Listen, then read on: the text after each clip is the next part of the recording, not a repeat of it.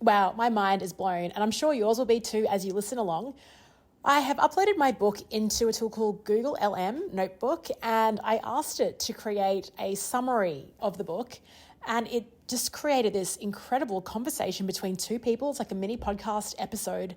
Now, I guess if I didn't know this was AI generated, I wouldn't believe it. It actually sounds like two real humans. Let me know your thoughts. Are you mind blown by this as well? What do you think of the conversation? Incredible. Anyway, thanks for listening. I'll speak to you tomorrow and enjoy this one. We've all been there, right? Staring at the calendar, maybe dreading, just another boring training day. Or just feeling completely swamped by all the information we think we need to get across. Yeah, the pressure to cover everything. Exactly. But what if there was, like, a blueprint? Something to turn your expertise, whatever it is, into something genuinely engaging, impactful, and maybe faster without all that stress. Well, that's exactly what we're diving into today. We're looking at the 2-hour workshop blueprint by Leanne Hughes. Okay. Think of this as your shortcut, really, to understanding how to run these really impactful sessions. Right. We're going to distill the core ideas, especially that SPARK framework she uses. SPARK framework, okay.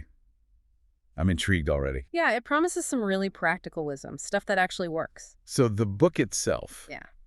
What's the big idea? It sounds like it's pushing back against something. It really is. The core premise is that workshops aren't just about delivering information anymore. That's the old way. Right. The sage on the stage just talking at people. Exactly that. The book seriously challenges this idea that more content equals more value. It flips it. How so? It focuses completely on creating a meaningful, interactive experience. And yeah, ideally in about 2 hours, but honestly, the principles work for any length of session. So it's about designing for the feeling, the engagement, not just the facts. You got it. Design for experience, not just information delivery. And who is this really for then? Is it just for corporate trainers? Oh, definitely not. What's great is how broad it is. It's really for anyone wanting to turn their knowledge. Could be data analysis, could be marketing, could be, dog grooming techniques into an engaging session for others. What it's not really designed for, she clarifies, is those very process-heavy workshops, like an agile sprint maybe, where the how-to steps are the main thing already. Gotcha. So more for sharing expertise and insights. Exactly. And Leanne Hughes shares her own story, moving from what she called weeks of design agony. Oh, I know that feeling. Right. It's this much more joyful, structured approach.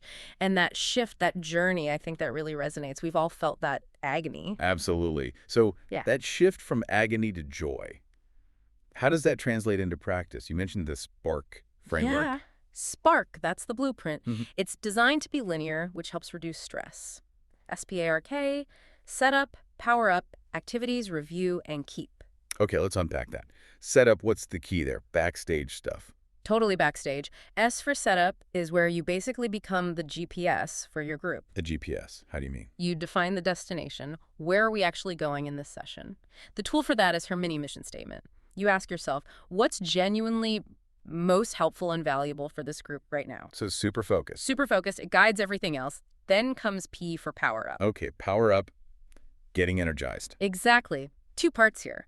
First, your own preparation. She uses the analogy of ironing your shirt the night before. It's about feeling confident, prepared. But the really key bit is energizing the participants before you even officially start. She calls it the jump the gun strategy. Jump the gun. So starting early. Kind of. Using really low-friction questions, maybe in the chat or just as people arrive, to get them interacting immediately. It changes the whole energy from the get-go. Oh, I like that. Instead of that awkward silence before things kick off. Precisely. It builds momentum instantly. Okay, so we're set up, we're powered up. What's next? The main event. Yep. A for activities. This is the core, the bulk of the workshop time. And the big idea here is simple. Mix it up. Variety. Constant variety. She has the 5-in-1 rule. Speak for no more than 5 minutes. Only 5. Wow. Without some kind of contrast. An activity, a question, a poll, participant sharing, a quick video, something different. Keeps people leaning in, I guess. Avoids the glaze over. Exactly. Because attention spans are short. And critically, this needs to be a workshop, not a do this later shop. Yeah. Meaning you tackle real problems, use real examples during the session, get people applying things right then and there. Okay, practical application built in. Nice.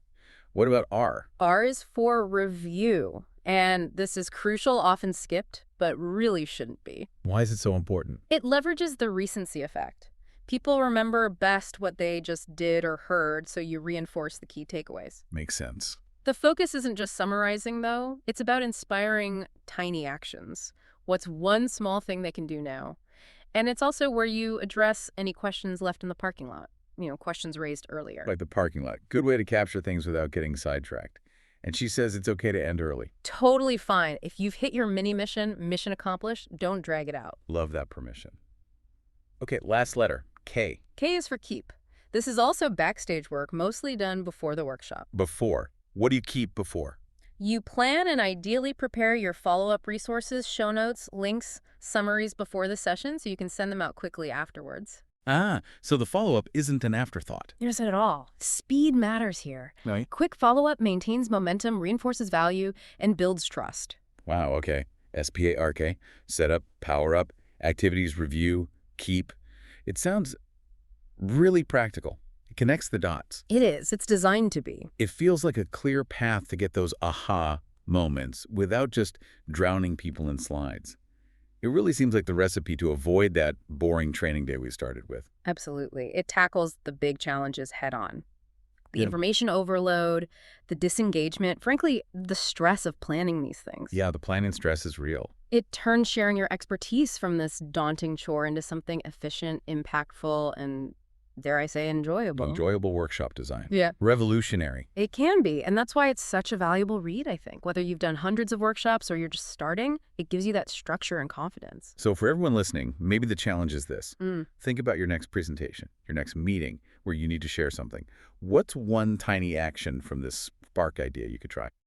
Good challenge. Just one thing to start transforming it. And maybe ask yourself, how could you use this Spark framework to, as Lan Hughes puts it, stamp out boring workshops forever in your own field? What would that look like for you?